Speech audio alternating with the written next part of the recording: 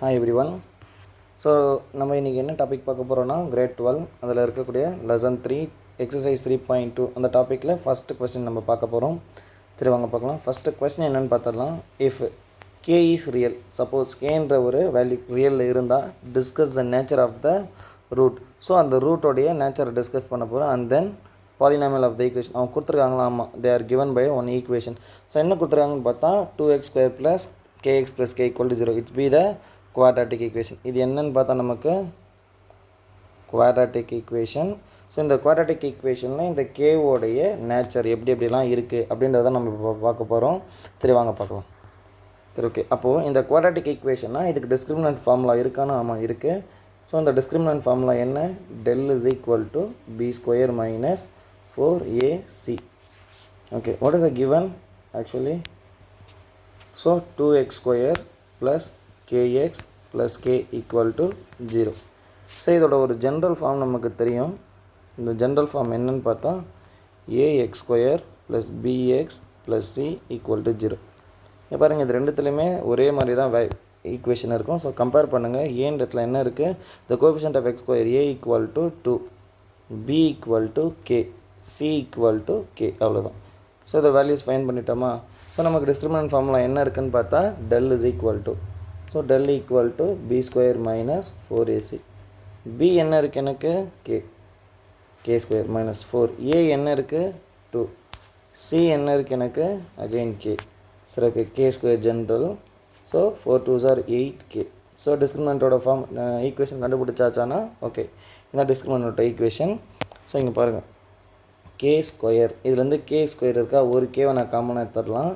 So k into remaining ஒரு K இருக்குமா? Minus இங்கேருந்து ஒரு கே போய்டும், 8 = டிஸ்கிரிமினன்ட். இதே தானா? ஆமாம். இப்போது நாங்கள் என்ன சொல்லியிருக்காங்கன்னா கொஸ்டினில் கே இஸ் ரியலாக இருக்குன்னா டிஸ்கிரிமினன்ட் என்னவாக இருக்குன்னு பார்த்தா 0. இது கிவன் கண்டிஷனாக? ஆமாம், இது கிவன் கண்டிஷனில் கொடுத்துருக்காங்க. சப்போ del = 0. அப்போ இங்கே என்ன இருக்குது டிஸ்கிரிமினன்ட்டில்? k into k - 8 = 0. ஸோ இப்போ இந்த 0 வந்து it's be the common for both, for this and this. ஏன் சார் இந்த மாதிரி பிரிக்கிங்கன்னு பார்த்தா இங்கே என்ன இருக்குது? ஸ்கொயர். ஸோ ஸ்கொயர் மீன்ஸ் என்னென்னா it attain 2 roots. So quadratic equation பொறுத்திருக்கேன் இதில் 2 ரூட்ஸ் இருக்கும். கியூபிக் ஈக்குவேஷன்னா 3. ஓகேங்களா? சரி ஓகே வாங்க. இப்போ வேறு என்ன இருக்குது? இப்போ இந்த கேவோட வேல்யூ ஃபைன் பண்ண போகிறோம்.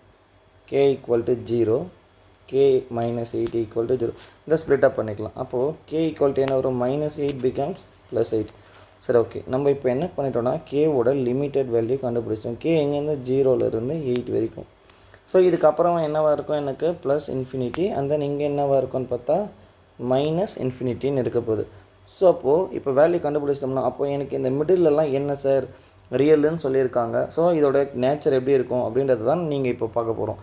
சரி ஓகே, இங்கே பாருங்கள். இப்போ சப்போஸ் இதில் வந்து 3 கேஸாக படிச்சுக்கலாம். Case 1, case 2, case. இந்த 3 இடத்துல இதுக்கு என்னென்ன ரூட்ஸ்லாம் அக்கர் ஆகுது பார்க்கலாம். ஃபஸ்ட்டு கேஸ் -∞லேருந்து 0க்குள்ளே ஏதாவது ஒரு நம்பர் எடுத்துக்கலாமா? -1 நான் சூஸ் பண்ணுறேன். ஸோ இப்போ என்ன பண்ண போகிறீங்கன்னா கேஸ் 1. ஸோ கேவோட ஆன்சர் சப்போஸ் -1ன்னு எடுக்கிறோம். இங்கே என்ன இருக்குது? இதோட வேல்யூ k - 8. ஓகே, = ஸோ இப்போ பாருங்கள் கேவோட ஆன்சர் என்ன? -1 உள்ள k -1 -8. ஸோ என்ன வரப்போது? -1 into -9. So minus into minus plus.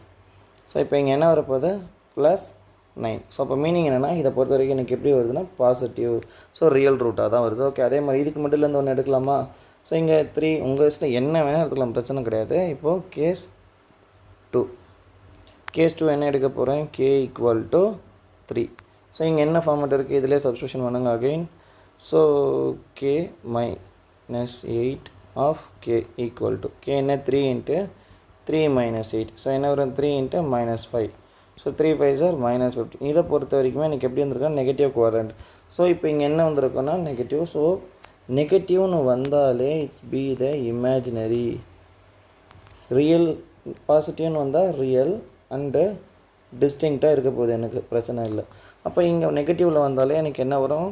So imaginary. So அப்போ இதை பொறுத்த வரைக்கும் இமேஜினரி கண்டென்ட். ஸோ அப்போ கேஸ் 3 எடுக்கலாமா?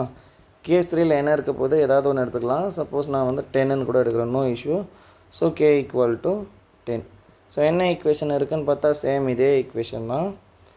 k into k minus 8 equal to k என்ன 10 இன்ட்டு 10 மைனஸ் 8. So 10 into 2 20. இது எப்படி இருக்குது பார்க்குறதுக்கு எனக்கு பாசிட்டிவ் குவாட்ரண்ட்டில் இருக்குது. ஸோ இப்போ பாசிட்டிவ்னா என்ன ரியல். ஸோ இப்போ கேஸ் மொத்த கேஸ்மே எழுதலாங்களா. இப்போ கேஸ் ஒன்றில் எனக்கு என்ன வந்திருக்குன்னா என்ன எடுத்துருக்க மைனஸ் இன்ஃபினிட்டி 2. அப்போ கே என்னவாக இருக்கும் கே ஈக்குவல் டு மைனஸ் இன்ஃபினிட்டிலேருந்து 0. இது என்னவாக இருக்க போகுது எனக்கு ரியல் அண்டு வேறு என்னவாக இருக்கும் டிஸ்டிங்க்டாக இருக்கும். அதே ஆன்சர் மட்டும்தான் எனக்கு கிடைக்க போகுது. So case 2. கேஸ் 2ல் என்ன இருக்குது எனக்கு கேவோட ஆன்சர் 0 to 8. இந்த லிமிட்டுக்குள்ளே எனக்கு ஆன்சர் என்னவா வருது நெகட்டிவில் வந்தது. ஸோ அப்போது it's be the imaginary. So case 3. இந்த கேஸில் எனக்கு என்ன இருக்குது கேவோட limit 8 tends to plus infinity. So இங்கே எனக்கு என்ன வந்துச்சு பாசிட்டிவ். ஸோ அதனால் இதுவுமே ரியல் அண்டு டிஸ்டிங்க்டாக தான் இருக்க போகுது. சரி ஓகே பாருங்கள் இதுதான். ஸோ இதுக்கான பிடிஎஃப் டிஸ்கிரிப்ஷனில் கொடுத்துட்றேன் பார்த்துக்கோங்க. தேங்க்யூ.